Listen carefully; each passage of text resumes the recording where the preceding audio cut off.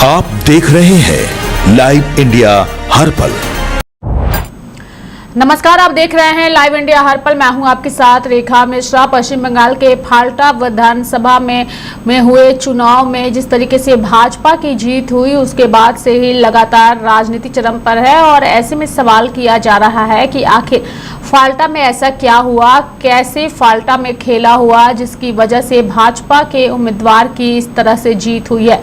अगर हम फाल्टा विधानसभा की बात करें तो फाल्टा विधानसभा जो है एक महत्वपूर्ण विधानसभा है और पश्चिम बंगाल के फाल्टा विधानसभा चुनाव का नतीजा आया और सब शॉक्ड रह गए, क्योंकि यहां सिर्फ एक सीट का रिजल्ट नहीं बल्कि मुस्लिमों के वोट बैंक को अपना हक समझने वाली पार्टियों के लिए मैसेज भी है, क्योंकि यहां कुल वोट पड़े 2,10,192 और इसमें से 72% वोट अकेले बीजेपी के कैंडिडेट को मिल गए। ऐसे में सवाल यह है कि जब हिंदू आबादी यहां करीब 63 से 65% के आसपास है तो बीजेपी को 71% वोट कैसे मिल गए। विपक्ष ने इसे ध्रुवीकरण कह सकता है, लेकिन नतीजे बताते हैं कि या तो बीजेपी को एक एक हिंदू वोट मिल गए और विपक्ष को सिर्फ मुसलमानों के वोट मिले, एक भी हिंदू ने वोट नहीं किया है, और या फिर तमाम मुसलमानों ने भी खुलकर बीजेपी को सपोर्ट किया है। लेकिन सबसे बड़ा सवाल यह है कि अब इस पर राजनीति चरम पर हो रही है। सत्ता पक्ष और विपक्ष के नेताओं ने इस पर अपनी अपनी प्रतिक्रिया व्यक्त की है। किसने क्या कहा है वो हम आपको सुनाते हैं। हमारा कैंडिडेट हमसे विट्रे किया। वो चुनाव प्रचार बंद होने का 3 दिन पहले अनाउंस कर दिया कि वो विड्रॉ करते हैं कैंपेन से, तो हमारा तो कैंडिडेट पुटअप करने का मौका नहीं रहा, इसलिए ऐसा रिजल्ट हुआ। ये कोई एक्चुअल रिजल्ट नहीं है। फाल्टा की जनता ने साफ कर दिया कि बंगाल अब तृणमूल के भय, धमकी, जिहाद और हिंसा की राजनीति को स्वीकार करने वाला नहीं है। लोकतंत्र की इस ऐतिहासिक जीत ने ममता बनर्जी की निर्ममता वाली दमनकारी मीडिया सिंडिकेट मॉडल को करारा जवाब दिया है। जिस सीट को टीएमसी अपना अभेद्य किला मानती थी, जनता ने अपने प्रचंड समर्थन देकर साबित कर दिया कि बंगाल में परिवर्तन की लहर नहीं, सुनामी चल चुकी है और तुष्टीकरण की राजनीति दम तोड़ रही है। फाल्टा उपचुनाव का परिणाम यह संदेश देता है, जनता अब भय मुक्त मतदान चाहती है और कर रही है। भाजपा कार्यकर्ताओं पर हमले, धमकियां, प्रशासनिक दबाव के बावजूद जनता ने लोकतंत्र को झंडा बुलंद किया है और ये बंगाल का परिवर्तन इस सदी का सबसे बड़ा परिवर्तन है। देखिए, वहां पे फाल्टा का टीएमसी का उम्मीदवार था, बोला पुष्पा झुकेगा नहीं। अब हो गया पुष्पा लड़ेगा नहीं, वो तो लड़ने से ही भाग रहा था, चौथे नंबर पे चला गया। टीएमसी में भगदड़ मची हुई है। तृणमूल कांग्रेस समाप्ति के रास्ते पर आगे बढ़ रही है। जनता में बहुत खुशी है। भारतीय जनता पार्टी की सरकार जब से पश्चिम बंगाल में आई है, पूरे देश दुनिया में संदेश गया है। बड़ी तादाद में वहाँ इन्वेस्टर जा रहे हैं, बड़ी बड़ी इंडस्ट्री वहाँ पहुँच रही है।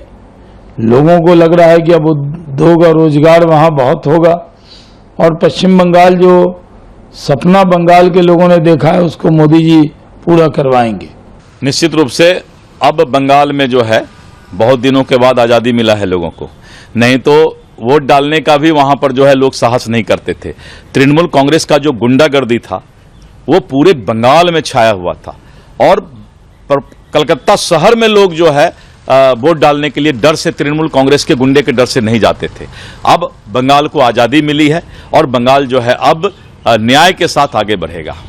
2 हफ्ते में चौथी बार पेट्रोल और डीजल के दामों में बढ़ोतरी हुई है। वैश्विक ये जो समस्या है, उस समस्या के अनुसार भारत में सबसे कम जो है, सबसे कम क्या नगण्य जो है कीमत में बढ़ोतरी हो रही है। सही बोला है आदरणीय प्रधानमंत्री जी ने।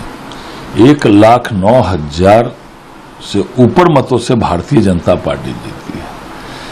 बंगाल में निष्पक्ष चुनाव हुआ, भाजपा प्रचंड बहुमत से जीती। फाल्टा में निष्पक्ष चुनाव हुआ, भाजपा प्रचंड बहुमत से जीती है। इसके पहले क्या होता था, टीएमसी के कार्यकर्ता रूपी गुंडे वोट छाप देते थे।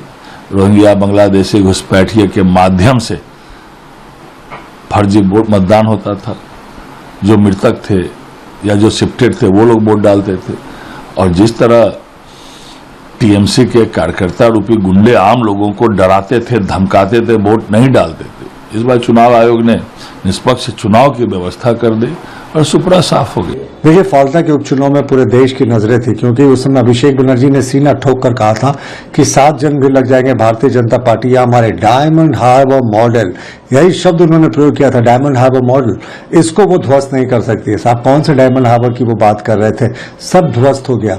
और उनका उम्मीदवार तो बीच में ही भाग खड़ा हुआ, वो जो खुद को पुष्पा कहता था, वो जहांगीर खान, तो बीच चुनाव में उसने अपने आप को विड्रॉ कर लिया और कहा कि नहीं, मैं चुनाव नहीं लड़ रहा हूं। और टीएमसी वहां 1,30,40,000 वोटों से पीछे रह गई।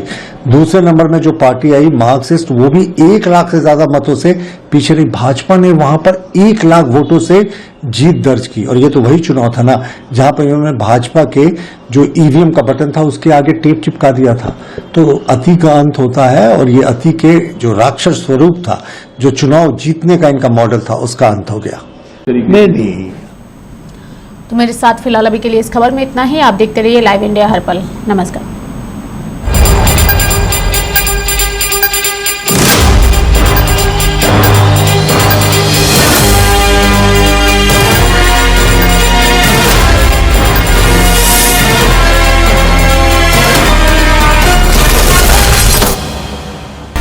आप देख रहे हैं लाइव इंडिया हर पल।